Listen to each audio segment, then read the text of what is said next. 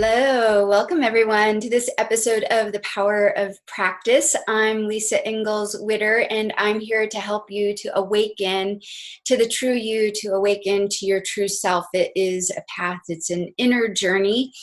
And it doesn't happen by reading books. It doesn't happen by going to workshops or by chanting and going to cool, ecstatic dances, and all of which I've done and which I still do. So I'm not saying not to do those things. I'm just saying that it takes more than that to awaken to your true self and to reveal who the true you really is. And today what I want to talk about is this idea of being focused. And you've heard it a lot. If you've been on the path of personal development, spiritual development, you've no doubt heard lectures or sermons or read books on staying focused and the importance of being focused. And in my own life, that journey has happened both in the outer world and in the inner world. And in my earlier years, my life as a competitive triathlete really helped me to cultivate the practice of focus. And I want to share a little bit about that with you today, because I actually have a really funny story. I was just thinking about it today, like how can we approach this topic of focus in a way that sort of hits home and so you can really grapple with it. So when we're on this path to awakening our true self, one thing that I am very sure of is that a daily practice, or at least a regular practice of meditation, is absolutely key. And some of you might be saying, ugh, I can't meditate. I've tried it, it doesn't work. Others might be like, yeah, I do it every day. And so it doesn't really matter, because for me, my practice of meditation came many, many years ago in the form of moving meditation. My runs really became the place, I used to call it my spiritual cardiotherapy, where I would go and I would feel myself release from this world and enter into another meditative space. Many runners have felt that before. Endurance sport athletes, you can totally relate to me.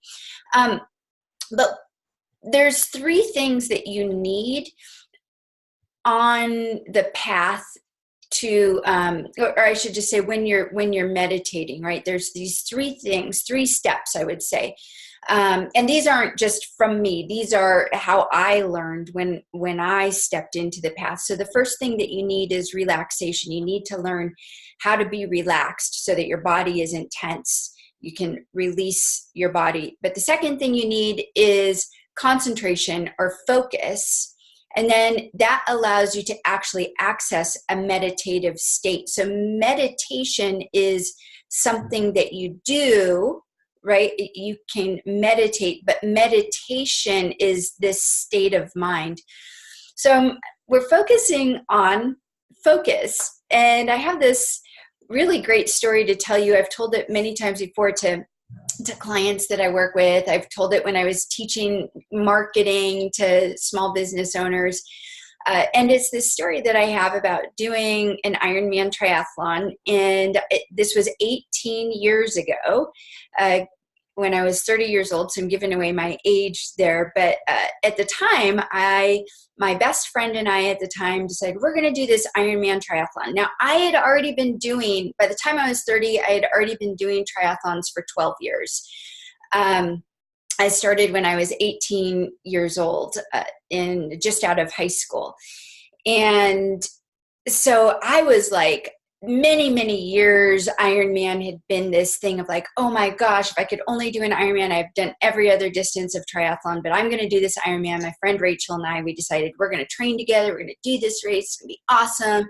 We traveled down to San Diego, and it's race day. And we both had been like, we're totally prepared, ready to do this race. Like, we're super healthy. It's like, we're in great shape, right?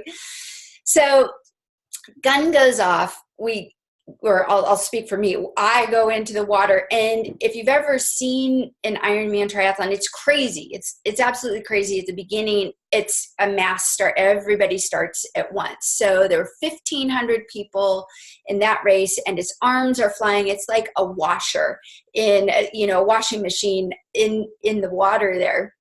So I'm swimming, like doing pretty good. And about halfway through the swim, 2.5 mile swim, about halfway through, I'm still in the midst of the craziness, the washing machine of arms and legs kicking, and I get kicked right in the face. And my goggles, like, they go up on my head, and water starts coming into my goggles. I'm like choking on water. I was like, had to stop, rearrange my goggles. I'm like, okay, no big deal. I got hit pretty hard and ended up getting bruised on my face, but no problem. I'm like, this is fine, totally fine. One little thing, it's the beginning of the race. I have a long day ahead of me. I'm just, I'm fine. So I get through the swim, I'm like, whew, gosh, got through that swim. Thank God. Swim is, not my best of the three: swim, bike, run. Swim is my worst of the three sports. So I'm like, no big deal. I'm going on the bike now. I love the bike, and, biking is no problem for me. I've been doing it forever. So I hop on the bike, and I'm going along on the bike. It's great. People are around. I'm feeling like the total energy of Ironman. Oh my God, I'm thinking to myself, I'm doing it. I'm doing this Ironman. Like, it's amazing. And so I'm going in about mile 20 into the entire bike ride. Mind you, 112 miles I have to ride. I'm at mile 20. My handlebars fall off of my bike. My handlebars. Like, how the heck do your handlebars fall off of your bike? Mine fell off of my bike. So I had just gone and got my whole bike checked at the bike, bike check-in. They checked everything, made sure it was okay. But they weren't my regular handlebars. They're race handlebars. So at the time, 18 years ago, these race handlebars, they attach to your regular handlebars, and it's so you can get into the arrow position, and they just totally fell off. So there I am, I'm riding with my handlebars, my race handlebars in one hand, and my other hand like on the actual handlebars. I'm going along like, what the heck am I gonna do? And luckily, like within 2 minutes, a sag wagon comes by, and a sag wagon is simply a support car who helps people with flat tires and apparently with handlebars that fall off of bikes. So the guy comes out of the sag wagon. He's like, looks like you need a little help there. I'm like, yeah, can you help me? He takes out like 3 or 4 zip ties, the plastic zip ties, and he totally zip ties my handlebars back on. He checks them. He's like, you're fine to go ahead. You're gonna be fine. So I'm like, okay, I'm just gonna finish this bike ride with my handlebars, zip tied on. So I'm going along, and I get through it. I'm at mile 110 on the bike ride, right? And I'm like, oh my God, only 2 more miles. And then I'm going to get into the run. And the run is like, I'm a runner. That is my background. I ran all through high school. I ran in college. So I'm a runner. I'm like getting ready for the 3rd leg. I'm going to finish strong, right? 2 miles left into the bike ride, and I get a flat tire. Yep, I get a flat tire. So what happened was I had borrowed my friend's race wheels, and my friend at the time was a professional triathlete. So I'm like, I'm going to be like so good because I have Gina's race wheels. And I thought I was like golden, right? Let alone, my handlebars fall off, but who cares about that? I had race wheels, so I was going to be fine.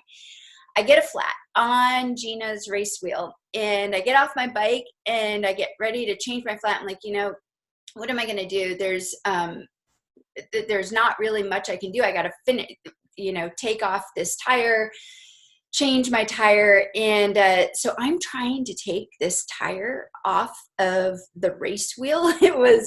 And it wouldn't come off. The tire wouldn't come off of the race wheel for me to change it, because it was this special type of tire that you had to glue on. It's called a sew up. And I had not practiced how to change the tire. I just didn't think I didn't think I was going to get a flat, but I did. So after about 5 minutes, I totally gave up on changing that flat. And I'm like, well, I guess I'm just going to have to run in the last 2 miles of the bike ride. So I rode the bike 110 miles, and I ran the last 2 miles of the bike ride in my cycling shoes. If you've never worn cycling shoes, they have little cleats on the bottom.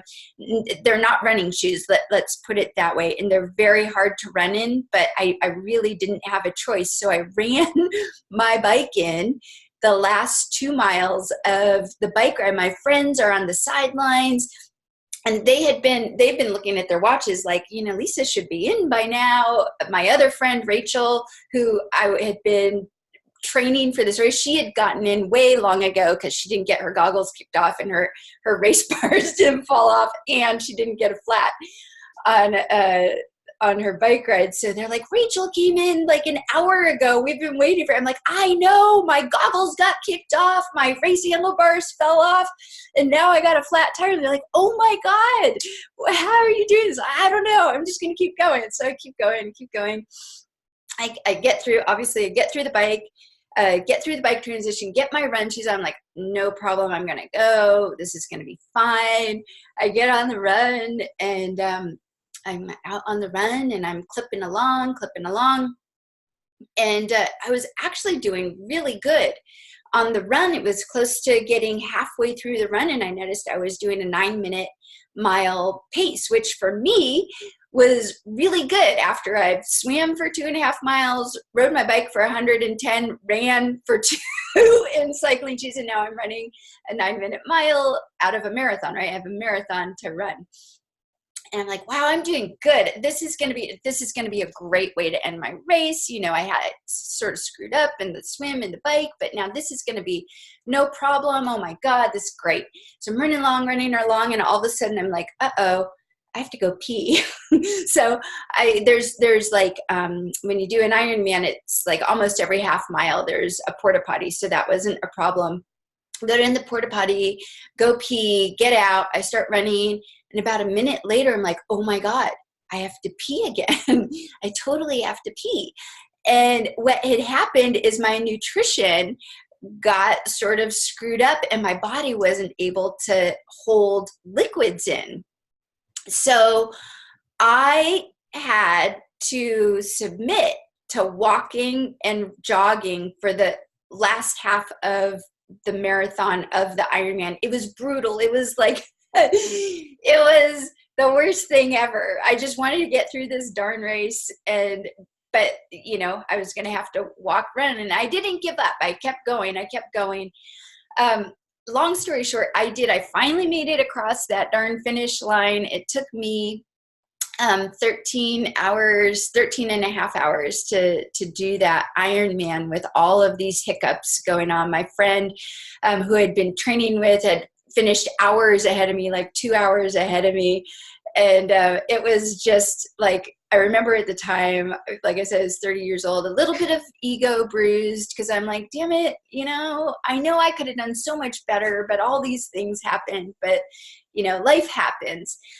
And I tell this story because what I didn't tell you about that race, and the one thing that I did, and as I have coached people in my early years when I worked with as a personal trainer, and I was coaching runners and triathletes, especially around racing, I would always have them create race mantras, so that they could focus.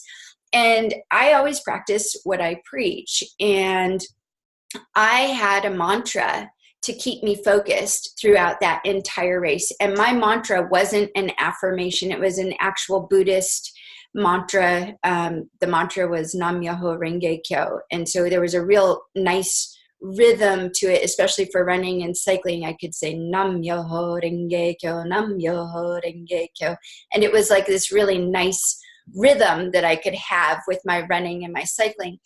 And the reason why mantras or having something to focus on is so important is because no doubt when you're meditating, or even just when you're on the path, right? When you're on this path to awakening who you really are, there are going to be distractions. There's going to be disruptions. There's going to be detours. I mean, for me, doing that Ironman race was a perfect outer example of all of the distractions and detours that happen when you're on the path. And if you don't stay focused, you can get really pulled off and get mired, stuck in the mire of those distractions or those disruptions, those detours. Every time something happened to me, 13 and a half hours, and all of those things, that the goggles get kicked off and I had my mantra. I was just like, okay, that happened, but I'm going right back to my mantra to stay focused to the task at hand and say the mantra, Lisa, say the mantra. And it was saying the mantra that just kept me in the zone and focused for the entire time. My handlebars fall off. Oh, well, I have a mantra. And what staying focused, having a mantra or having something that you are focused on, it will keep it so that those distractions, those disruptions that do happen during those times, they really don't affect you. Normally, had those things happen, I could have gotten really upset and really bummed out, but I didn't. I just kept focused on that mantra and to the task at hand.